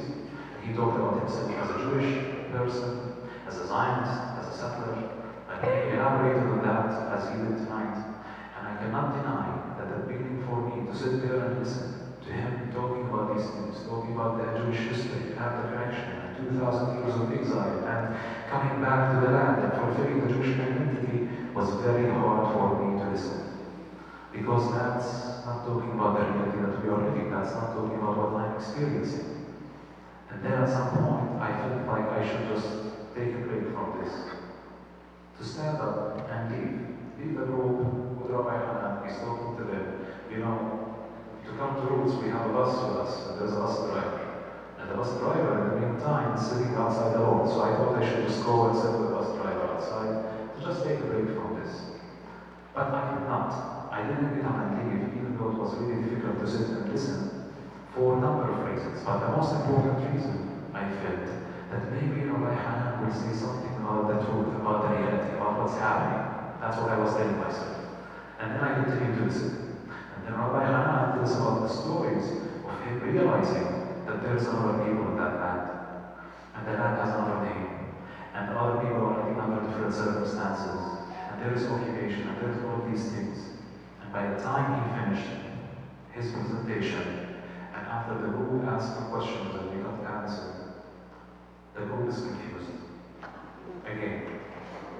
That's not how they expected someone as a settler to speak. And I know they were confused because they told me on the bus, what do you think? Now we are on our way back to Bethlehem. We're on our way back to the hotel. The day was too long. I'm trying to end that day, but I'm thinking about the meeting with Rabbi Hanan, and I'm saying to myself, actually, I felt it. More than I said it, I felt it inside, that by listening to Rabbi Hanan, there was a lot of recognition and enter me. What do I mean by that? I mean that when I listen to his story, and unlike the denial that I felt by listening to the story of the first Israeli government, unlike the denial that I felt there is recognition. He recognizes us, he recognizes who we are, where we're coming from, what's happening to us. And even he took a step further, he's able to show empathy, to empathize with us. And that's not easy. For enemies to feel empathy toward each other, to give recognition, that's not easy, especially in a situation where we are denying each other. Now, at that moment, because this is something unfamiliar, this is something so strange, I could say to myself, okay, you met someone nice on the other side. How many people are like him on his side? I'm sure there is like little, and there are too many like the first one who met. But I didn't say this to myself. All what I was thinking about is the excitement that I found someone on the other side who's a human being and who's a partner. That day, this thought controlled my feelings and my thoughts that there's someone on the other side who's a partner and who's a human being. Now I want to tell you why did I join roots. In the middle of my story, I exposed to you and I brought you to the challenge that we are living in the land as Palestinians, living on occupation, fighting for freedom, how that happens, how that affects our lives. I never in my life imagined that there would be partners for us on the other side. I never understood that my vision for liberation only included my side. I never thought about the other side. Because in a way, we are thinking that only on the other side disappear from our life, that's when we will have freedom. That's when we will have grief. That's when our suffering will stop. But that won't happen. We are not going to disappear from their life, we are not going to disappear from our life. And the fact there are people on the other side who recognize and see the sufferings of both sides and building partnerships, that's a necessity to build a joint future together. So to me, the work we are doing is in the heart of this resistance. I call the work we are doing as a form of co-resistance of the situation that we are living under to create a better future for both people who belong to the land. Another thing I want to share with you. After I met Rabbi Hanan, it was the first time ever that I meet someone on the other side who's living his identity and telling his story and experience it, not by denying my story. And that leaves the room for me to say that I can recognize his story and his connection as long as it's not coming at the expense of my story and my connection to the land. It's not as if something like Hanan said. They can be true, we can be true. And better we have to find a way how can we live together. And one more thing I want to say, actually. I've learned so many things from the last 8 years of the work that happened at Roots. Of course, not just by staying at Roots, but also exploring other groups and other initiatives and other people who are doing similar work. Whether on the other side, on this side of the green line or the other side of the green line. One of the things I learned is that in all of my life, I thought that actually the victims of the occupation were the ones who are just occupied, meaning the only victims of the occupation are the ones who are under the occupation. It's us. That's what we say, that's how we behave all the time, the victims of the situation. But I learned, and I saw through the years, that the victims of the occupation are the occupiers as well. They are no less victims.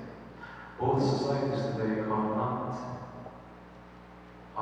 immune to this victimhood, to the disease that the conflict and the occupation have created. And I can give so many examples of that. But all of us are suffering from this, and we are building our identities and practicing it in a fashion that exclude the other from the land and exclude the other from our identity. Many things, as I say, that are the tools, but I will have to stop at some point and make sure there will be time for the questions and the answers. And I just want to finish by saying that the work we are doing is not only the answer to the conflict and the situation we have. The work we are doing is one of the answers. The work we are doing is often described as grassroots, as a community work, working on the ground between the people, working, you can say on the front lines of the conflict over there. The work at the political level is also needed and important. But you cannot do one work only, or or one level of the work, you can expect to have all of the results. I mean that before the 7th of October our work is important, and after the 7th of October our work will be important, but it's not enough.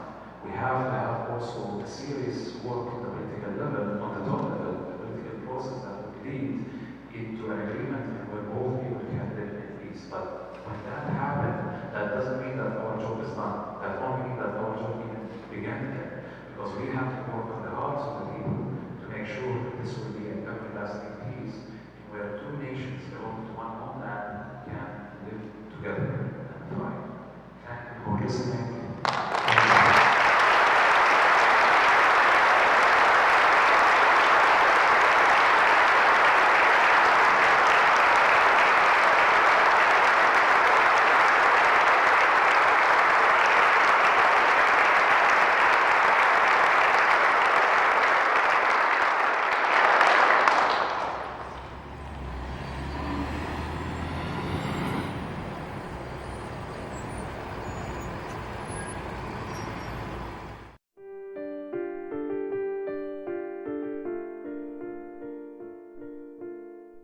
مرحبا، اسمي خالد أبو عواد من قرية بيت أمار فلسطين. שלום, אני הדסה פרומן מתקוע, אשתו של הרב מנחם פרומן, זיכרונו לברכה. My name is Nadine, I am from Bethlehem. Shalom, my name is Shaul, I live in Tekoa. Hi, I'm Bilal, I'm from Beit Umar. My name is Rabbi Hanan Schlesinger, and I live in Alon Shvut. 4 years ago, here in our family land, Roots start. Roots is a partnership between people from both sides, people who believe in non-violence, dignity and quality between our people. Dignity for me is when you respect the other one, when you give him the space for his life, when you respect his opinion, his culture. This is the dignity, and it's very important for us, the Middle East people. We try here to give another picture to the people in order to increase the hope inside them.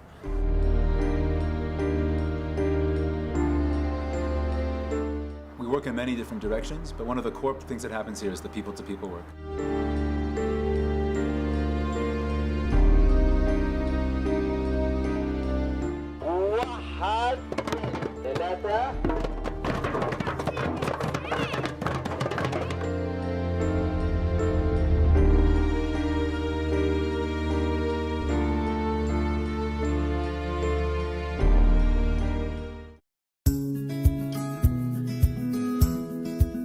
Years ago, nobody could imagine a space where Israeli and Palestinian youth from the West Bank could meet each other and work together on building a better future.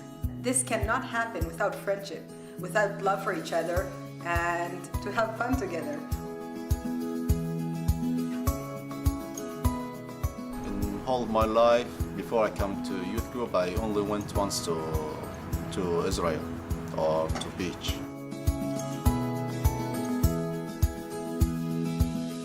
It was very emotional to go with each other because I never imagined that I would go to beach with an Israelis, you know.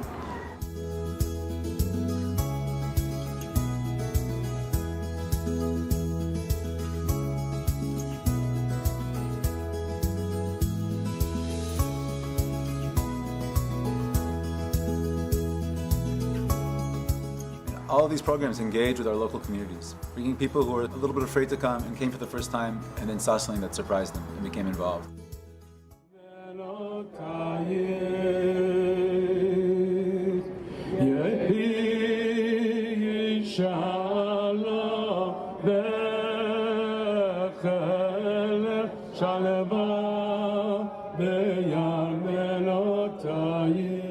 אנחנו פה עומדים כולנו בכאב גדול. והשאלה איך גורמים לזה שזה לא יהיה עוד פעם ולא נעמוד פה באותו בכי. It was so important when Roots went to Zion Junction, you know, to protest against the violence in Duma. And both Palestinians and Israelis should condemn violence and should stand with each other against violence and should show the people, the world, and also the extremists on both sides that there are Palestinians who are against violence, and they are protesting and they are saying no violence in my name, and also Israelis who are saying the same thing.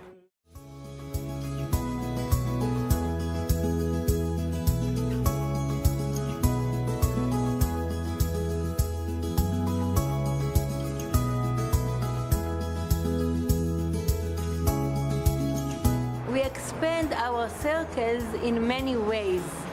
I travel and speak all over Israel, in the radio, in the television, and a lot of meeting with young people. People are thirsty to hear what we are doing. They don't believe the dream of peace can become real. Roots Network today includes representatives from 28 different Israeli and Palestinian towns in this area, this local area.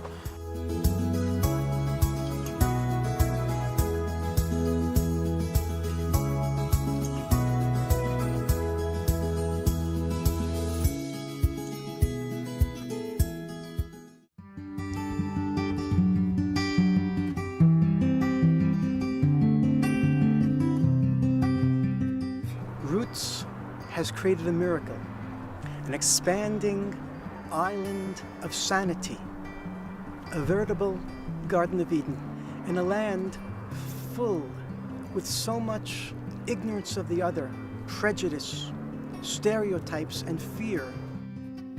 We are beginning to bring a little bit of healing, deep recognition of the others belonging to this land, preparing the grounds for a future of coexistence, human rights, dignity, and mutual recognition.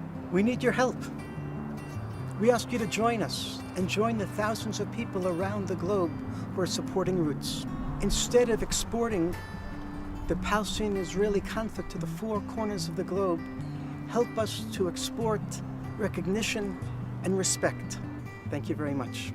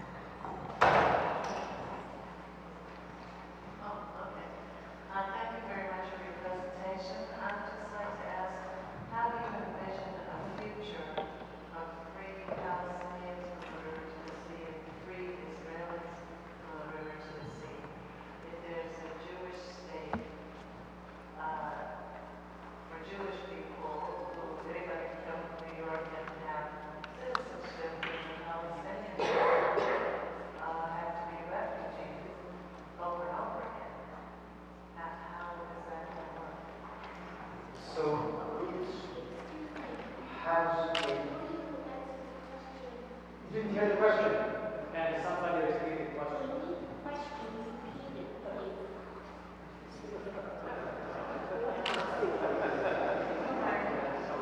Okay, the question was just like, how do you envision a future where both Israelis and Palestinians are living in freedom if there's a Jewish state where Jewish people and Palestinians have to be squeezed in to these other areas? And any Jewish person from anywhere in the world has a right to be an Israeli, but the Palestinians don't have a right.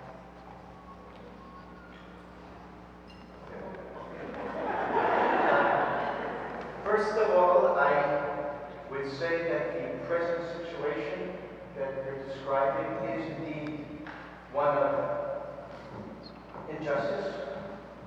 Indeed, my people have rights that the Palestinian people don't have, and that's not right. So Roots doesn't have a political plan, but it does have a political vision. Our vision is, we envision a new social political reality that recognizes both sides' historical connection to the whole land from the river to the sea, and grants dignity, equality, freedom, human rights, security to both sides. But how is that vision going to be put into practice, you're asking?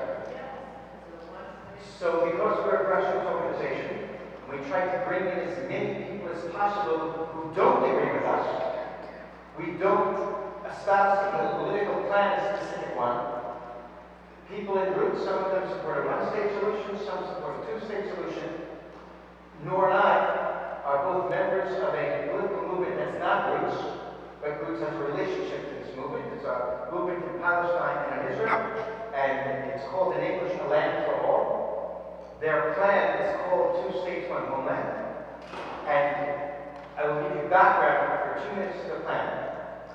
There are two contradictory needs that have to be satisfied in order to have a peace plan to be sustainable. One is that you have to give Palestinians their own state. The majority of Palestinians feel their identity requires their own Palestinian state. And the vast majority of Israelis feel their identity requires their own sovereign state. So it has to be two states. Okay, that's number one. But number two is that each side wants the whole land. As we talked, that both sides are connected to the whole land. So that's the paradox. How do you give both sides their own state and also give both sides the whole pie? That sounds impossible. But the land for all movement actually has a way to square the circle. And the square of the circle can be presented in one word: confederation. Confederation. And it works like this. You have two states, the state of Palestine and the state of Israel. Their boundaries will basically be the present green line, with border swaps that will be agreed upon. However, these two states will not be two separate states, but rather two intertwined states. How will they be intertwined? Number one, open borders. You can move from one side to the other. Israelis and Palestinians without being checked. Number two, open residency, which means you can live your whole life on the other side of the border, and that will explain. You can be a Palestinian, born in Ramallah, or born in Tel Aviv, or born in Albany, New York. Go over there, get Palestinian citizenship, and live your whole life in Tel Aviv.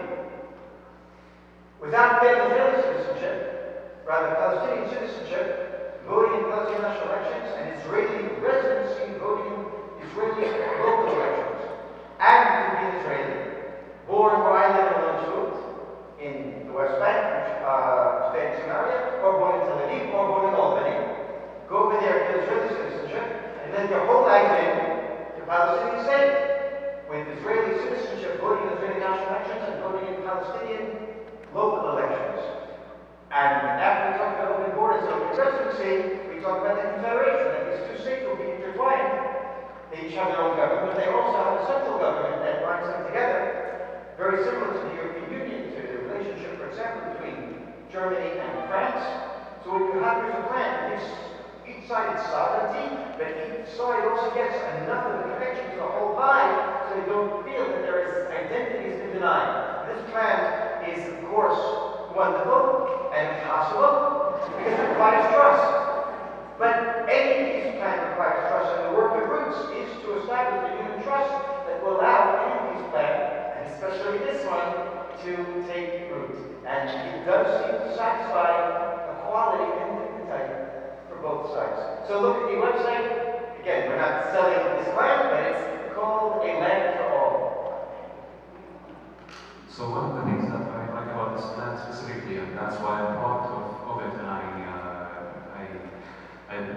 actually am part of this plan, I support it, is that it felt to me after I joined Roots. This plan was still in the very beginning, and the people who were behind the plan they were developing it. It came from this sense of recognition that both sides are connected to the entire land, but both sides have needs. Each side have the need. The Israeli side want to have a Jewish state, the Israeli state, and we have to have a Palestinian state. So how to achieve that in a way that does not take the rights of the other nation? Now, I would say at the end, there's no perfect solution to any problem. There's no perfect solution, there's no such thing. But once people actually understand this recognition that we're talking about and the connection to the land, then any solution to the conflict becomes much easier. But right now, the mindset that we have.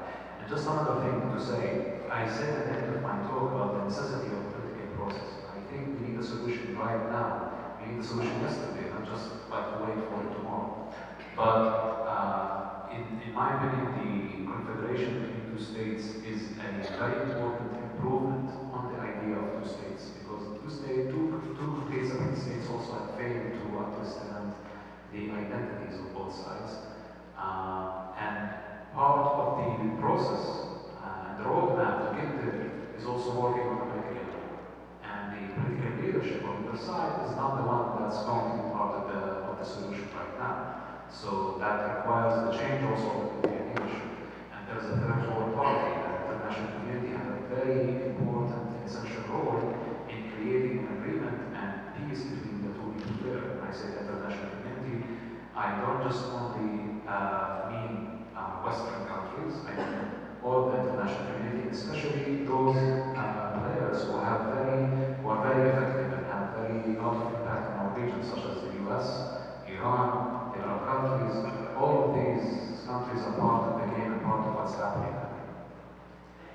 I neglected to remind everyone of the slide on the screen. Roots has a monthly newsletter, only monthly, not more than that. And if you'd like to hear about our work, you can join by taking a picture of the QR code. And those of you who don't have the ability to do so, we have here 3 clipboards that I'll pass around during the next question.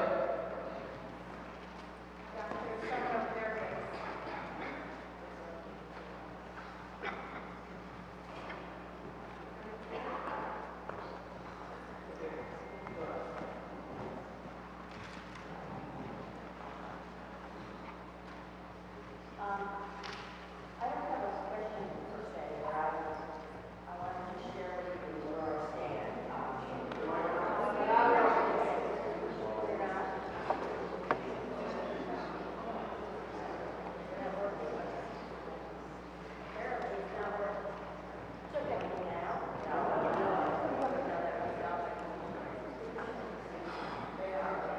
Okay, how's that? I cannot take sides, either side of this current conflict or anything that preceded it. I simply can't. And that, I'm sure I'm not the only person who can't side with one or the other. It needs to come together. I am so happy to hear the message coming from both of you. Thank you for coming. The only thing I want to say is I watch a lot of programs on DNA. And the science of DNA is so sophisticated now that I am sure a whole lot of, Palestinian or Muslim DNA is mixed up with the whole Jewish DNA. And I'll give you an example. My nephew, who's 55 now, he's part German, his mother's German. His father is Irish Catholic and a German Jew. He's got that mix. I have some of that mix myself. And my nephew had his DNA done, a kind of an in-depth thing with that. And the highest degree of DNA is from Ashkenazi Jews. So both think about that one. I'd love to see a big DNA study over there. You're probably all got all this mixed genetic stuff going. Okay. So actually, you're bringing up two important issues. Those DNA studies have happened already, and there are studies and researchers that are trying to show that there are Jewish heritage within the Palestinian community, for sure. But that is not enough to change the narrative of both sides. As long as the reality of the conflict, and that each side is feeling that why we were just talking about 2 states and confederation and going all the way. Couldn't we just have 1 state and run it together like here in the US, we have democratic system? That's not realistic right now. People on both sides there feel that if they give up their national identity, they are living in this existential figure, existential threat. You cannot give up on the Palestinian identity, you cannot give up on the Israeli Jewish identity. So that's how the people mindset right there. And even when you show Rabbi Hanan said something very important. When we, the Beginning of Roots, started to tell the stories, it wasn't for the sake of debating and poking holes in the other side argument and the other side narrative. It's not about how much stronger is the narrative of this side or the other side. It's about recognizing that this is their story and that's how they belong to them. So there have been such things, scientific work actually, and proved there are Palestinian families who originate and have Jewish genes. Now, the way how I see my identity as Palestinian, after going through this process healing myself from the conflict. I think that all of this history that we're talking about, whether the Muslim history or the Christian history during the Byzantine era or the Byzantine time, and the Jewish history and before that, that's all part of my heritage as a Palestinian. That's all part of my heritage. Why so many of my people deny the Jewish history of the land sometimes? Because they feel that this Jewish history is being used to justify what's happening to us today. And that's where it comes from. But that history is part of our identity, and it should be. And I hear so many Israeli partners, including Rabbi Hanan, that says, like also the Palestinian history is part of my identity as an Israeli of the land of Israel. That's actually an interesting discussion that I have with Israeli tour guides, since I'm a tour guide, and at some point started with Israeli guides, and the way how we look at history, archaeology, narratives, the role of national identity, and like how we choose narratives. So these are important issues, but we have to understand that the people there are still in the level where they are sticking to the national identity, and it's very important for them.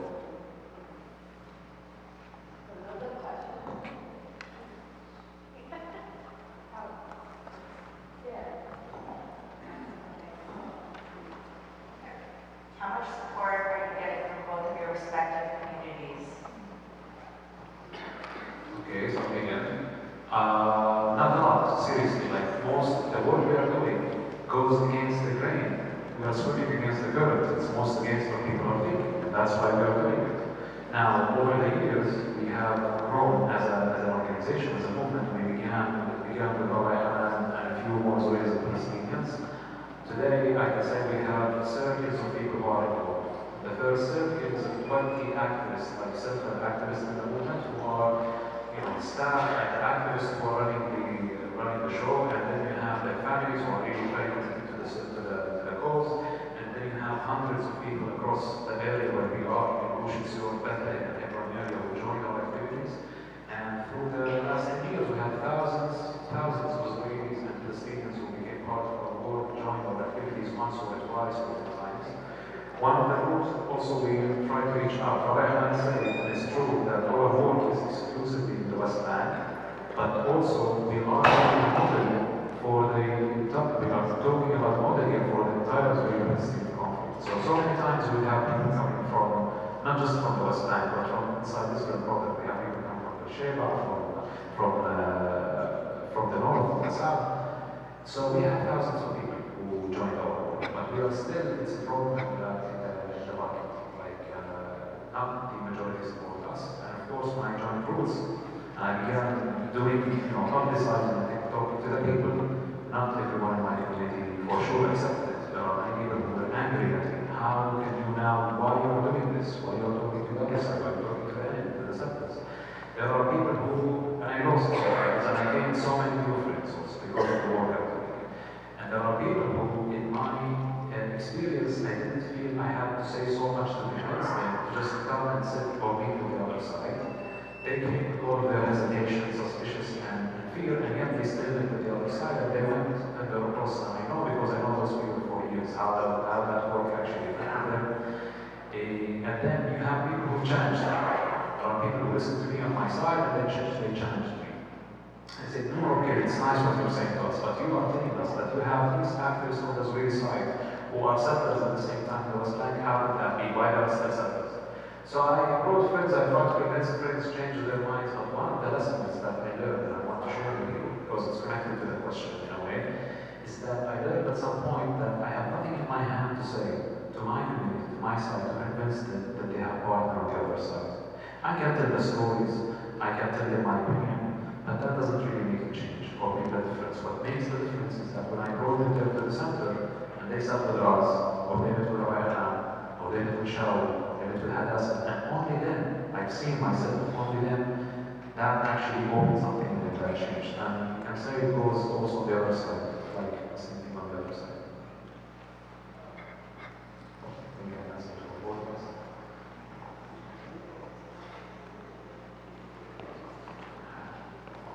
We have several people who want to ask more questions, so we probably only have another 5 minutes or so, right? And also, we do have reception, so if people want to ask more questions, we can do that individually. Someone just want 3 more questions.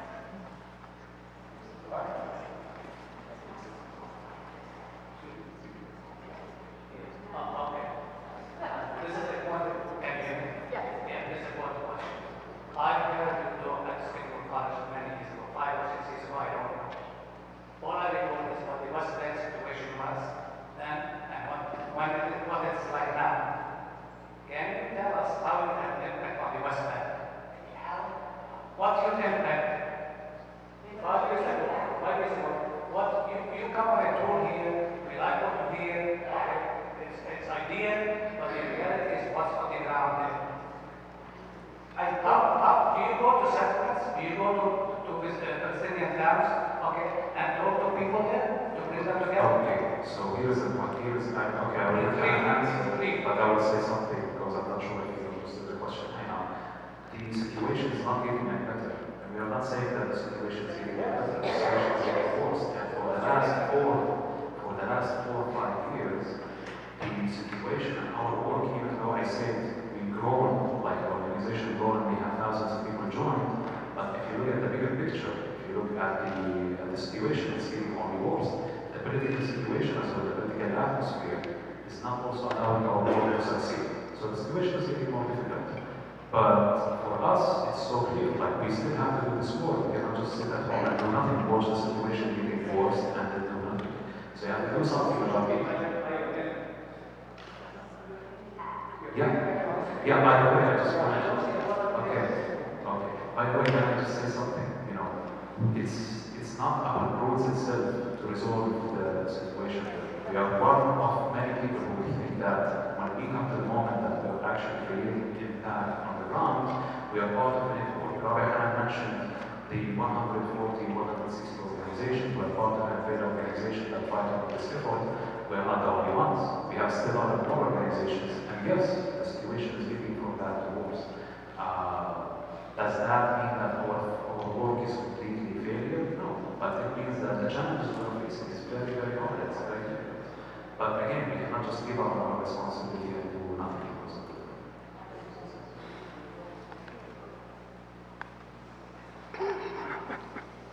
Thank you both. This question is for Noor. You said you skipped ahead at age 15. Yes. And when you were 15 years old, before all this experience, you were considering or supporting Palestinian liberation through both nonviolence and potentially violence. Has that changed for you, and when along that process did it change? Answer the question. So, for me, as I say, the work I'm doing is in the center of the work, the Palestinian liberation, right? Now, relating to the question of violence, violence happens in my reality, whether I like it or not, whether I support it or not. It's the result of the occupation, it's the result of the violent circumstances that are on us. Now, from my work in 8 years at Roots and the Israeli community, I don't see that the cycle of violence, whether the occupation or the violent resistance to the occupation, is actually hitting us anywhere. Because the more violence we actually have, it's like an unbreakable loop, right? People are like suffering from this violence, there's increased hatred, increased animosity, and there is more difficult, like it creates for us difficult chances to do our work. The violent approach to end occupation is one-sided in the meaning of, it goes back to the mentality that only if we push them off our land, only if we fought them, only if we make the occupation costly, and they have to pay a price, only then the Israelis can end the occupation. But that to me comes from the conviction there is no one on the other side I can work with. People resort to violence because they believe there is no people on the other side that are willing to change, there's no people on the other side who see our suffering, and the only solution for us, the only path is violence. But when you discover that there are partners on the other side who work, even if they are weak, and even if that's not much impact happening right now, that makes you think twice about the violence and the bad effect of violence. We learned through our work at Roots, as I said, how much violence leaves us with trauma, with fear, with hatred on both sides. So clearly it's not the way forward. Even cases, right? And this happens very often on both sides, by the way, about violence. Each side thinks that, when I want to get something right now and tend to go violent, I can achieve something. If we, the Palestinians, through violent resistance, we achieve something against Israel, we should go for it. The Israelis think in terms of violence and occupation about security. It's our security that we have to do something and in a violent way toward the Palestinians. Those are small achievements, but they are not going to last forever. And are not going to create that future that we are both here talking about. So that's the way how I relate to violence. In our work, there should not be any violence for both sides, not to the Palestinian side, not to the Israeli side. That's how we go.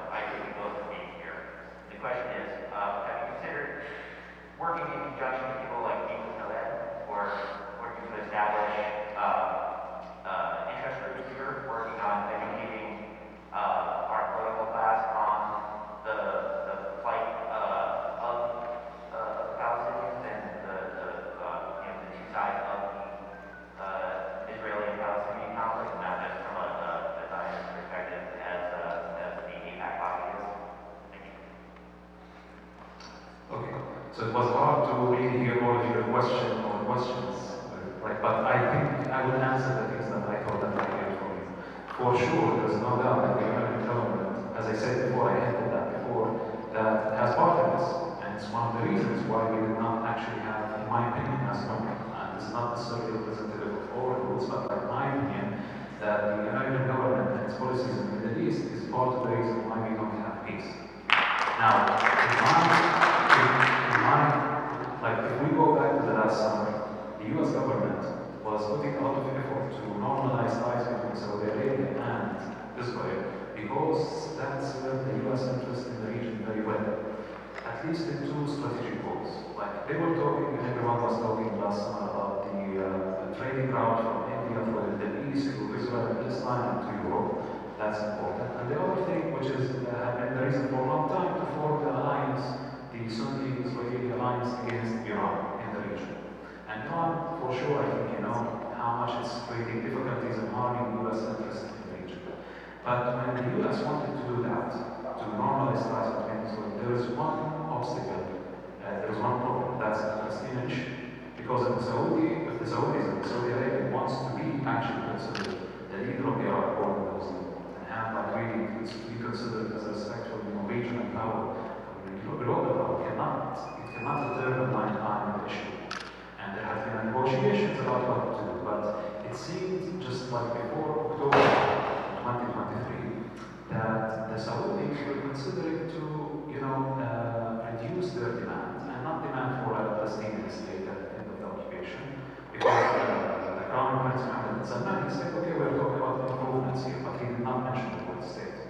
So it seemed to us like Palestinians that we were not so sure actually we felt like the Saudis are giving up. And for their own interest, they are going to go in a deal with Israel that does not really include ending the occupation of the Palestinian state. So why I'm telling all of this background in this story? Because the US was putting so much effort also and not seriously looking at the Palestinian situation, really coming to find a solution to it. Because the US knows that the moment that there is a serious political process, they need also to apply pressure on the Israeli side. And now we are not in the 90s, we have this Israeli government that's more right-wing and radical than the history of Israel. In the summer also there was issues in Israel with the judiciary overhaul, or judiciary reform according to the right. So there was many things going on at the same time. That's all part of it. So the Palestinian issue was being neglected. And I don't think that's the right approach, that's the right way to do it.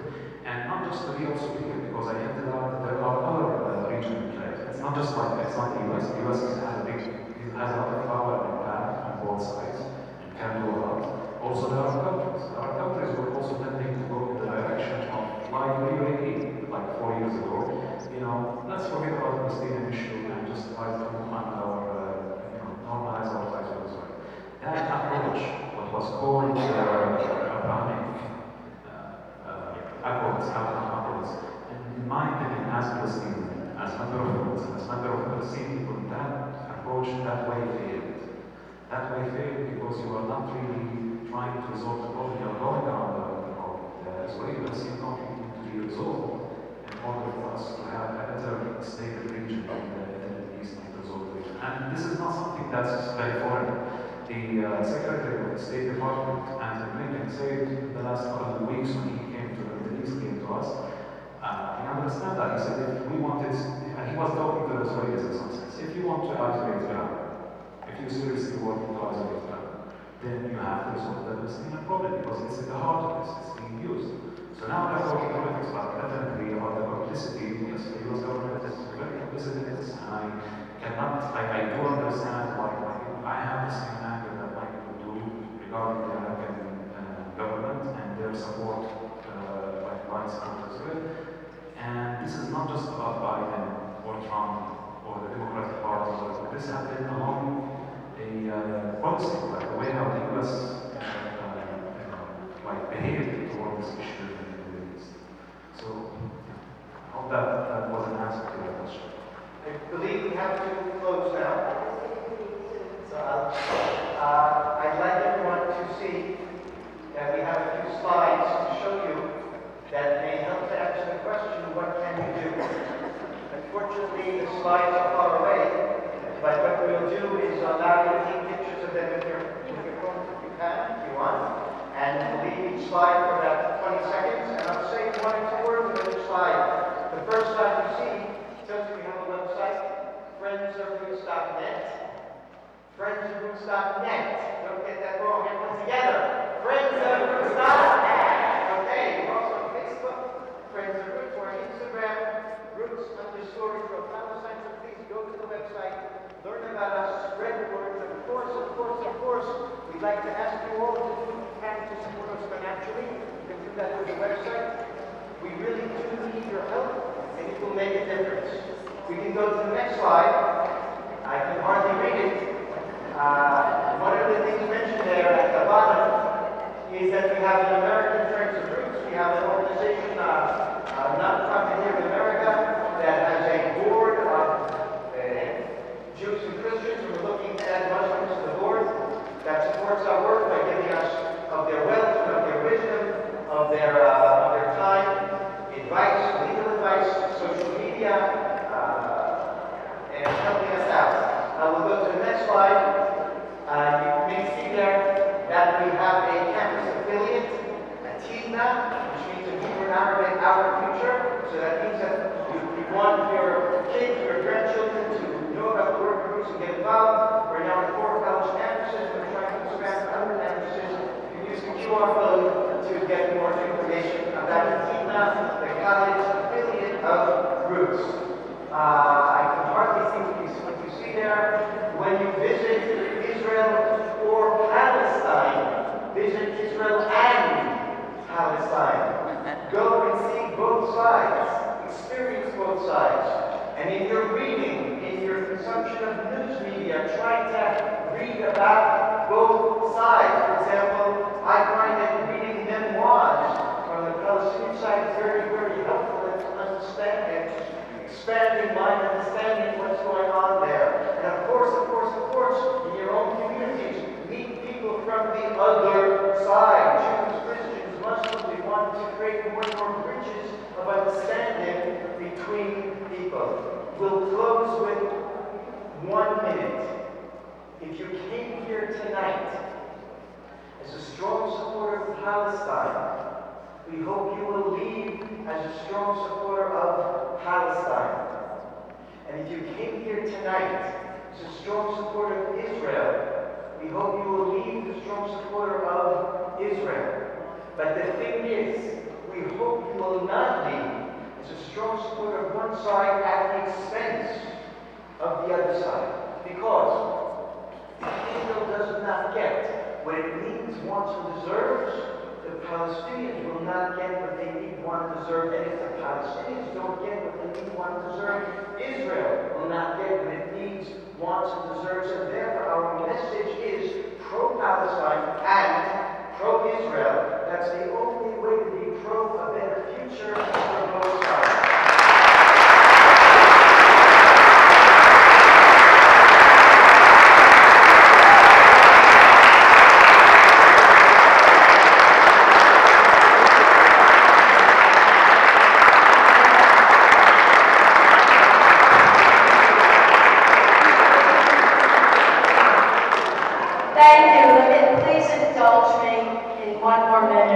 time. I know it's getting late, and some of you will stay for cookies.